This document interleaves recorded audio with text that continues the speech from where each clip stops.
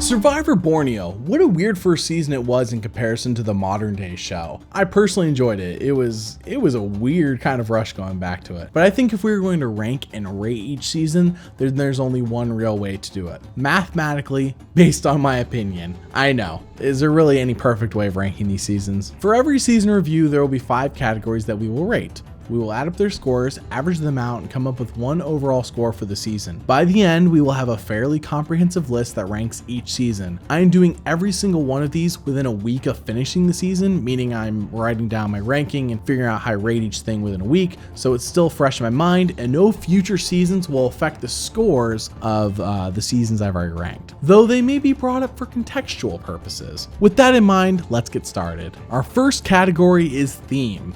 So this is a category that isn't really going to come up for a little bit. This season, there isn't a theme, it's just basic Survivor. Survivor Borneo sets the stage as a survival show that takes place on an island, but there's no theme outside the show's premise, so I cannot give it a score. So we won't count it against the season, but there's no score to go with this section. Category 2, production quality. This is something that the show struggled with in my opinion. Clearly they were learning as they went along. They didn't show a lot of things that actually happened, including conversations, but instead had the players talk about these things that the cameras did not catch. They clearly did not have the coverage needed to show, not tell. And if you take a look at the confessional count of Survivor Borneo versus, I don't know, Survivor China, Survivor David versus Goliath, you'll see that Borneo had a ton of confessionals, and that's because the lack of coverage forced them to have people talk more. The quality of the challenges were all over the place.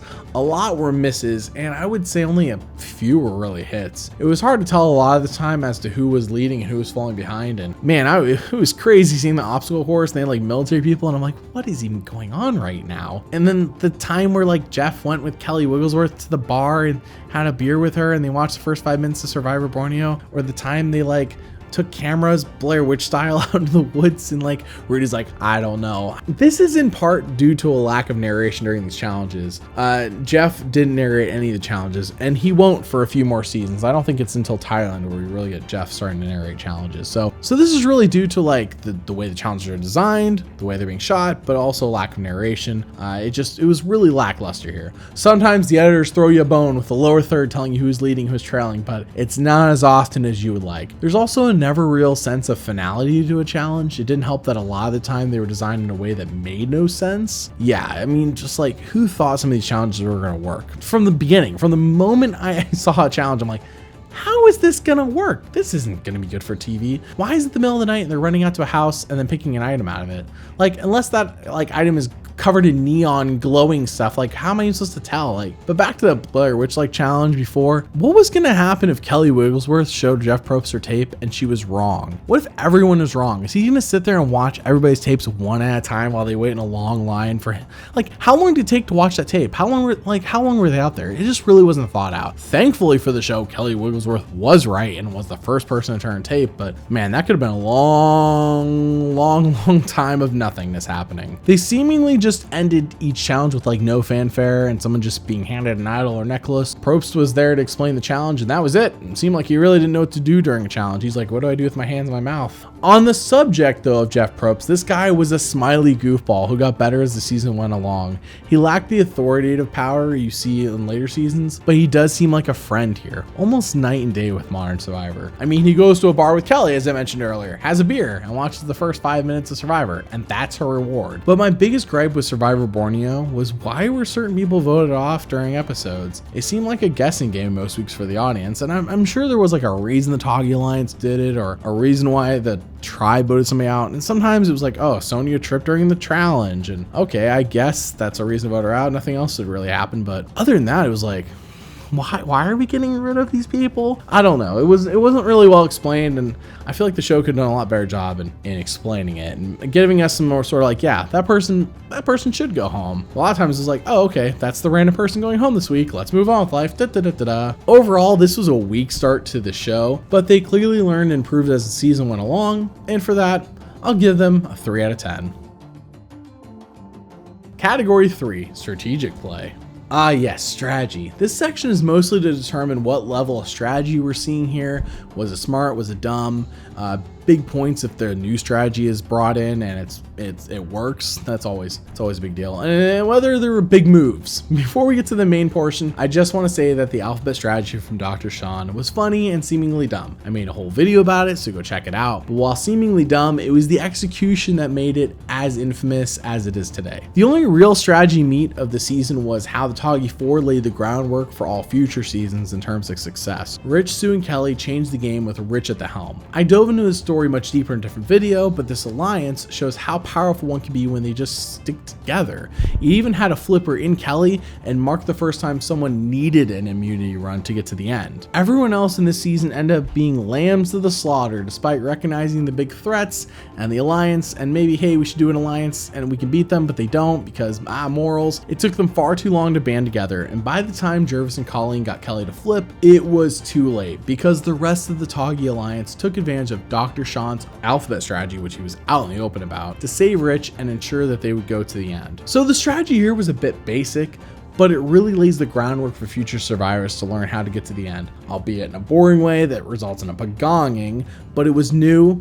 It won, it was successful. It's something that every Survivor season has used since then. So overall, I give it a 4 out of 10. So no matter what twists, themes, settings Survivor chooses, and no matter how good of a host Jeff Probst gets, no matter how good the editing of a show gets, and no matter how HD a season gets, it doesn't really matter, because what really matters is the characters, and the characters of this season made it what it was. Richard, Sue, Rudy, Kelly, Jervis, Greg, and Colleen were all great characters who filled a role, and it truly felt as if we got to know the vast majority of them and what they were thinking / experiencing. Richard was the strategic snake who dominated the entire game, but was also a provider, a compassionate guy, and he liked to get naked just for funsies. Sue was a Midwestern truck driver with a temper. Rudy was an ex-military guy who was set in his conservative values, but was also easily the funniest man on the island. Kelly was a surfer girl who really didn't know what she wanted, and she was morally conflicted a lot. Jervis was a slacker who got by in his charisma. Greg was the resident goofball. He never took anything too seriously and would constantly screwing around. And Colleen was easily the sweetheart of the season. My only complaint is that there was no one as strong as Richard on the Pagong tribe in terms of leadership. See, clearly he controlled the Toggy Alliance and was in charge of that whole tribe, but no one could match up to his alphaness. And the show tried elevating Kelly to be that protagonist to Richard's antagonist, but she was really weak in that role. Since characters can make or break a season, I am giving this category twice the points and scoring it a 9 out of 10, but that is weighted as 2 9s, not just 1. Category 5, the winner. Was the winner of Survivor Borneo satisfying? I would recommend you watch the story of Richard Hatch for the complete answer, but to keep a long story short, yes. Richard was a satisfying winner who had his strengths and weaknesses. He was the best person from the Toggy 4 who could win with Sue being a close second. He played a strategic game that did not require any backstabbing, but it did anger a lot of folks on the island. And that's not something you would see later on, but here it happened and something he had to deal with. And he played it very cool, calm, and collected with nothing really fazing him. He took things in stride and expertly maneuvered the players, and Jeff Probst, the host himself. There was no one more deserving in this season. A bigger thing to note is how he won due to his social game. Sure, his alliance and some smart strategic play got him to the end, but it was the bonds he formed with other people that really netted him the 4 votes he needed to win the game over Kelly. And with that, I give him a 10 out of 10 in terms of how satisfying a winner he is. No one on the season deserved it more, and yeah. He was a great winner. And finally, overall, this was a very good season overall and a great start to the series. Going back and watching it now, I can see why people got hooked on the show. It was a little slow in parts, production needed some help, but considering that there's probably really nothing to base this against, like back then it may have been just perfectly fine. I mean, besides being a little bit confusing and challenges, but I don't think people were too caught up on some of these things like I got caught up on them. I'm so used to Modern Survivor and how, you know, even if it's not the exact reason why they're going home, at least I have a reason for someone going home. It usually makes sense now, but back then I was like, what is even going on? Production hindered what could have been an even better show, sure, but they were breaking new ground and clearly they learned from this in the next season. But the biggest takeaway is that the characters make the show. A good cast goes a long way to cover any production blunders. The final score for Survivor Borneo is a 7 out of 10. Took all the scores averaged them out, and that's what we came up with. Since no other seasons have been rated yet, I cannot rank Survivor Borneo. So it's 1, and yet it's last, all at the same time. Tune in next time as I weave the tale of Tina Wesson, the winner of Survivor the Australian Outback. Thanks for watching, and if you like the content you see here, then please support me and this channel on Patreon. That Patreon has exclusive Survivor podcasts by myself and guests, so join today to listen to those.